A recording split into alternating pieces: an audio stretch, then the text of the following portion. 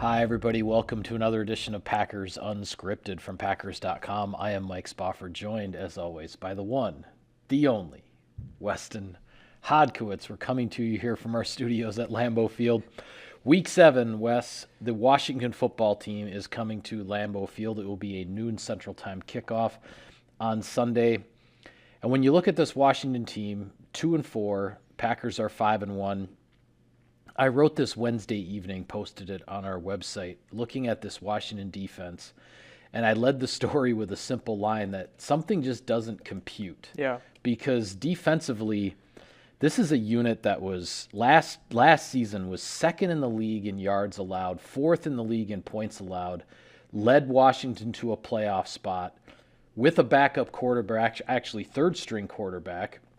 Nearly got a victory in the first round of the playoffs over Tampa Bay, who eventually won the Super Bowl, of course. But yet with the bulk of that personnel back on defense, suddenly, after 6 games, this Washington team is 31st in the league in yards allowed and last in the league in points allowed. A lot of it just doesn't make sense because the talent is there on that side of the ball. Without question. It is kind of funny that, a few weeks ago we were talking about the Cincinnati Bengals, and the Bengals have really come on, right? With a lot of guys that I don't think, your family members at the kitchen table really know who they are. Washington, it's not that problem. I mean, Chase Young, Montez Sweat, John Bostic is a linebacker for them. Jermaine Davis has been a steady middle linebacker in this league. Kendall Fuller, William Jackson III, Landon Collins. I mean, they have names. Yeah. Matt Ioannidis. I mean, they have guys that who these people are. And last year, I think Rodgers even mentioned, Aaron Rodgers talked about it, they won a lot of games last year playing to their defense. I mean, being able to, strategically sort of win games, allow them to manage things offensively because of what their defense was doing. Well, this year, that floodgate is sort of broken a little bit. Now, the real interesting thing about Washington is they still are dangerous. They're giving up a ton of yards, 423 yards per game, as you mentioned, the scoring defense, but they can get after the quarterback. They can find ways to take away the football. It's just the big picture sort of statistics that everybody talks about when you break down total defense, total scoring. They're really coming up short in that area. Yeah, something just hasn't come together because even just last week's game, they were beating Kansas City 13-10 at halftime, right? And then Kansas City runs away with it in the second half, and Washington's not even competitive in the final 2 quarters after playing a really, really solid first 2 quarters. So defensively, it starts with that defensive front with this unit. You're talking about 4 first-round picks. They use a first-round pick in every draft 4 years in a row, 2017, 18, 19, and 20, to get Jonathan Allen, Deron Payne. The 2 inside guys were first, then Montez Sweat and Chase Young, the 2 edge guys. Now, those edge guys haven't racked up a whole bunch of numbers yet this year, but Chase Young, he has just 2 sacks, but those 2 sacks have come in the last 2 games. So that may be the 2020 NFL Defensive Rookie of the Year starting to heat up a little bit. The 2 inside guys are really interesting, though, because Payne and Allen, they both rank in the top 7 amongst defensive tackles, interior defensive linemen in terms of total pressures on the quarterback. Kenny Clark is in that top 7 as well in a tie for 4th place. But I believe it's Allen is 3rd and Payne is tied for 7th on that chart. So this is the Packers have faced really good defensive fronts for several weeks now, starting with San Francisco in week 3. Obviously, and we talked about Pittsburgh and then Cincinnati, and then last week with Chicago, and this is another big challenge up front, and the Packers are still dealing with some injuries on the offensive line as they navigate this. Yeah, and they were fortunate enough, as we kind of projected earlier this week with Matt LaFleur, that David Bakhtiari would be back at practice, which he was on Wednesday, but I don't think you can necessarily count on him being back this Sunday. It's mostly about getting that window opening, getting some practice reps underneath his belt. The way I described it is maybe simulating a little bit of a mini training camp, if you will, after he's had 10 months off. Sure. But then you lose Josh Myers as well. So that means likely Lucas Patrick going into that center spot. Good news is Elton Jenkins, all good on that front, was removed completely from the injury report on Wednesday with the ankle injury after missing 3 games. But the fact of the matter is, Mike, that unit has put together so many strong games this year. This is probably going to be one of the stiffest tests they've faced all season. While, Robert Quinn and Khalil Mack and everybody that, Chicago presents in what is statistically one of the better units in the league, I still think that this Washington unit stands right there with them. Chase Young, you mentioned he only has 2 sacks, but this is a guy that can go off at any time. I mean, those 2 sacks can become 5 sacks on the season real quick. Oh, yeah. And, yeah. With Sweat has been one of my favorite. I loved him coming out of the draft. I believe, boy, I don't want to be mistaken here. I believe it was the heart condition or there was some kind of medical red flag there that allowed him to kind of fall a little bit that year. Yeah, he fell towards the end of the first round. I believe he ended up being taken 26th in the draft. Was a remarkable find for Washington as long as the medicals checked out. This guy was a bona fide top 10, top 15 type talent. He had that ability, and he's been a really productive player for them. 9 sacks last season, I believe. And even this year, yes, he only has 3, but he's been able to hit the quarterback. The pressure stat, as you outlined in your story on Packers.com, Mike, we focus so much about stats, so many stats on sacks, but it really is about how you affect the quarterback. And as Matt LaFleur said, this group definitely accomplishes that. Yeah, well, on the offensive side of the ball for Washington, Taylor Heinicke, I give this young man all the credit in the world. I remember watching that playoff game when the Packers had the first round bye in the playoffs last year, and obviously Alex Smith, who had as a quarterback had come off the bench and completed his remarkable recovery from injury and had led Washington to that division championship in the NFC East, but then he was not healthy enough to play in the playoffs. So Taylor Heinicke gets thrown in there and did a whale of a job. And as I said before, they almost pulled the upset against Tampa Bay. That game was still in the balance with 5-6 minutes left in the fourth quarter. But when you look at statistically where Washington is on offense this year, Taylor Heinicke does not get sacked a lot. He can run around. He can scramble. He's actually the second leading rusher for Washington behind the number 1 back, Antonio Gibson. But when you look at it statistically, there's an explosive element to the passing game that's just missing. They've had some big explosive plays, but on a consistent basis, this is not a passing game that's been able to produce the 20, 23, 25-yard completions to get those big chunks of yardage to get drives going. And as a result, it's an offense that's gotten bogged down because it's been forced to grind things out, more than they would like. Yes, and I think you make some excellent points there. While there's a bigger question mark with what's going on right now with Washington defense and why it hasn't all clicked, I think there's a lot more understanding of where Washington is at offensively right now. They made a big shift. Obviously, a lot of changes with the cornerback position. I mean, the fact that you had Heineke, who was brought in last December on the practice squad, was the only quarterback I think they retained throughout their offseason. That's and obviously, Alex Smith retired, but that shows you the seismic shift you saw with Washington's personnel. I like Heineke a lot, though. I still do. I mean, this guy's a grinder. He sort of reminds you of some of these quarterbacks of yesteryear in the 2000s and 2010s, that guys just who kind of come out of obscurity and find a way to make plays. But to your original point that you presented, the start and stop right now of this Washington offense, I think you're seeing that in Terry McLaurin's stats this season. McLaurin had a huge game against Atlanta, 120-some yards, 2 touchdowns.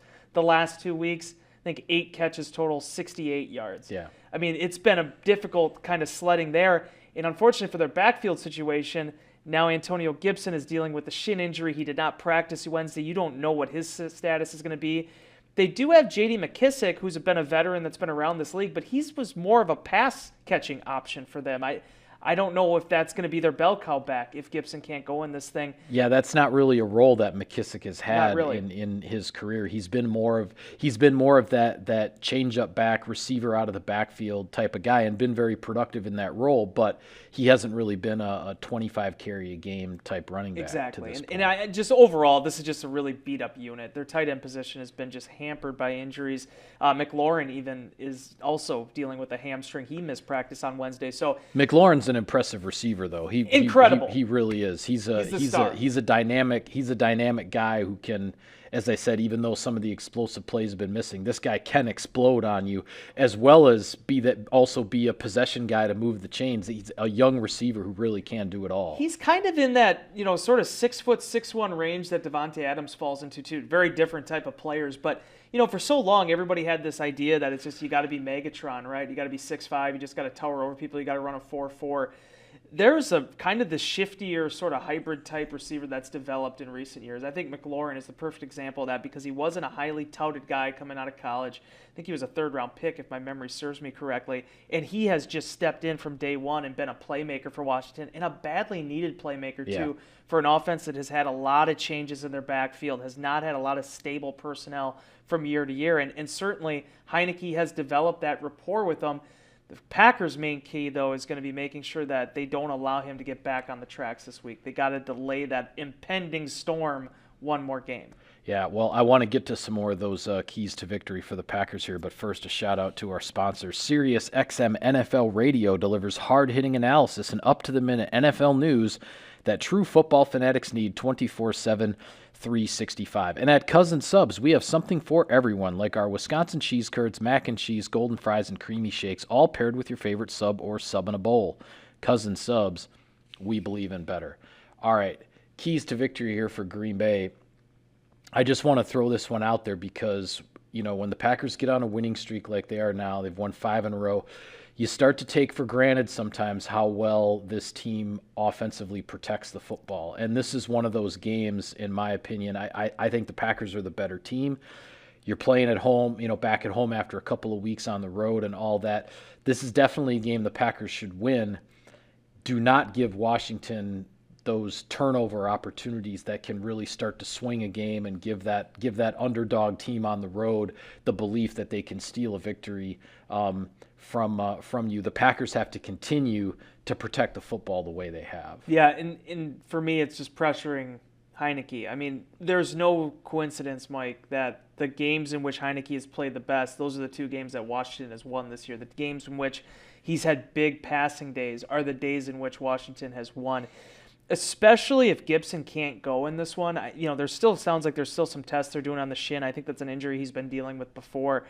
But they're going to be really restricted in terms of what they're going to be able to do offensively. I think in those instances, you look at Ron Rivera and what he's done throughout his coaching career, that's where he's going to adapt. And Heineke's a big part of that. His scrambling ability is a big part of it.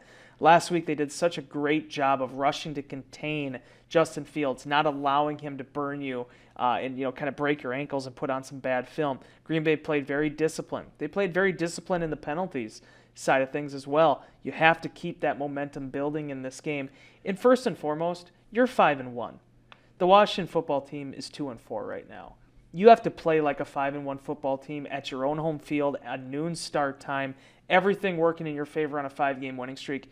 Be who everybody thinks that you are. Yeah, I agree. And especially when I look at the offensive side of the ball for the Packers, and we've talked over the weeks about all the shuffling on the offensive line and the injuries they're dealing with. But with this string of tough defensive fronts that they have faced, Matt LaFleur, Nathaniel Hackett, Luke Getsy, Adam Stenovich, the coaching staff, Aaron Rodgers and company out in the field, they're developing an offense that travels, so to speak. Yeah. And what I mean by that is you can line it up against a lot of different opponents, because over these weeks here with facing these defensive fronts, the injuries on the offensive line, the Packers they've gone to sometimes a quick game with the passing game, get the ball out of Rodgers' hand quickly. They've relied on the running backs. They've let Aaron Jones and A.J. Dillon grind out yards. They've used those running backs in the passing game to keep those linebackers, keep the pass rushers honest, because they have to honor whatever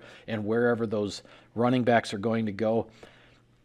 Schematically, the Packers are developing an offense that they can take up against almost any opponent, yeah, and also reflexively deal with whatever injuries up front. Now, you're hoping in the coming weeks here that this Packers offensive line is going to eventually look like the one that you thought it would be at the beginning of the season, or aside from Bakhtiari's injury, obviously.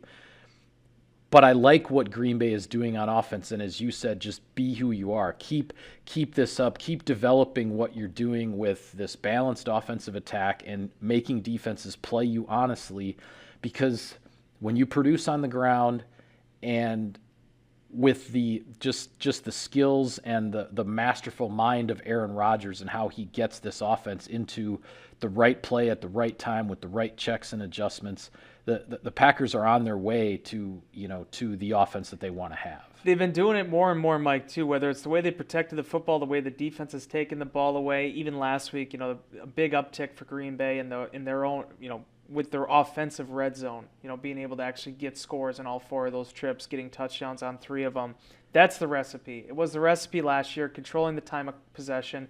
I just feel like Green Bay, Aaron Rodgers was talked about this upcoming slate of games that's coming up, and people talk about trap games, and I really enjoyed Rodgers' perspective on that. When he mentioned that, he's like, of course we know what the schedule is. Yeah. You have to know what the schedule is, but you're not going to say some cliche about, it's all about Washington. All of our focus is on Washington. That's the fact. It has to be about Washington this week, because otherwise, if you're 5-2 and you just lost to a previously 2-4 team, and now you're taking on arguably the best team in football in a short week, you're not really setting yourself up for success very well. Right. Everybody in that locker room understands where Green Bay is at. They understand this is the one little oasis here at home before they get back out on the road again. You have to make it count. And I think for the most part, as long as you protect the football, control the possessions, Green Bay knows the recipe here, what it's going to take to beat a team like Washington that's going to come out with nothing to lose. Yeah. Quick thought before we talk about the rest of the NFC North. The 1950s classic uniforms will be on display Sunday at Lambeau Field. From the pictures, we've only seen pictures really, but what do you think? Pretty snazzy. Yeah. I liked them. And especially it was a change of pace, right? I mean, as much as I really do hate not being able to wear the Acme Packers stuff on camera, it was like my favorite. Yeah, you liked wearing all that the blue and gold stuff. You've been big into that. I the last love it. several I'm still years. trying to work on it when the days in which we don't have to be on camera. But I will say, when the uniforms got announced, when our wonderful video department, Adam Heineke and his team, Tyler Gajewski, they put together some amazing packages. It did get you excited for it, because the other thing I like too is the NFL finally, in addition to relaxing a lot of different things, they relaxed the helmet stuff. They got to a point there where they were saying no changes with the helmets. Well, now the Packers are going to be able to go without the logo, give it a real clean look altogether. I'm just really excited for it. And the fact of the matter is, the inspiration of it, I think they came up with a pretty cool design. You don't see many versions and variations from such a traditional football team. Why would you? The Yankees aren't going to go out in neon green and blue anytime soon. But it still holds true to the feeling of the Packers, but also giving you kind of a new vibe as well. Yeah, I think the uniforms look really sharp. I'm interested to see just really out on the field in a game what the green pants look like, because that's just not something we've seen the Packers wear. It's always been the gold pants, except for the color rush, the all white when they've had the white pants. I miss those. I like the color rush.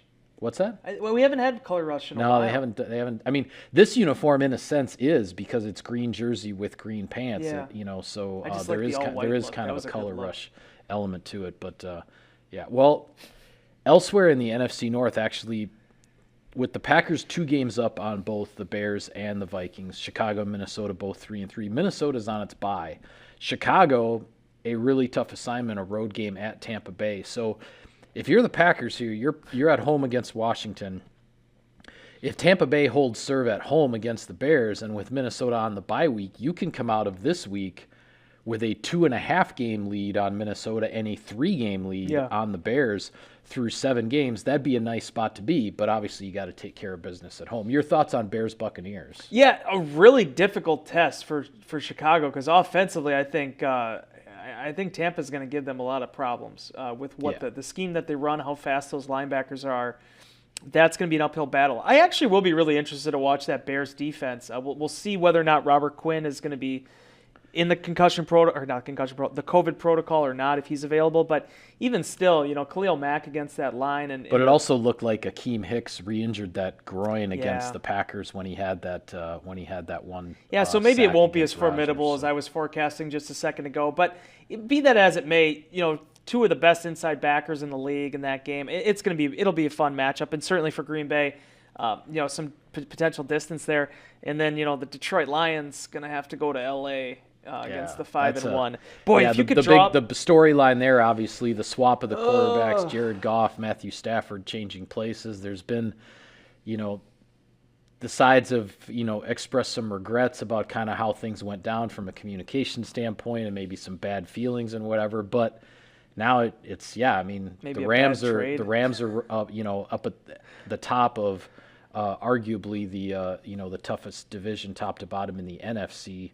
And the Detroit Lions still looking for that first victory after some real kick in the gut losses for Dan Campbell. The Lions knew what they were doing when they were trading Matthew Stafford. They understood that this was, okay, we're putting the flag up. This is officially a rebuild now. But, man, I don't think they were thinking they'd end up having this matchup at 0-6 and Jared Goff's yards per attempt being where they're at. As far as the Rams are concerned, though, they're a fun football team to watch, Mike.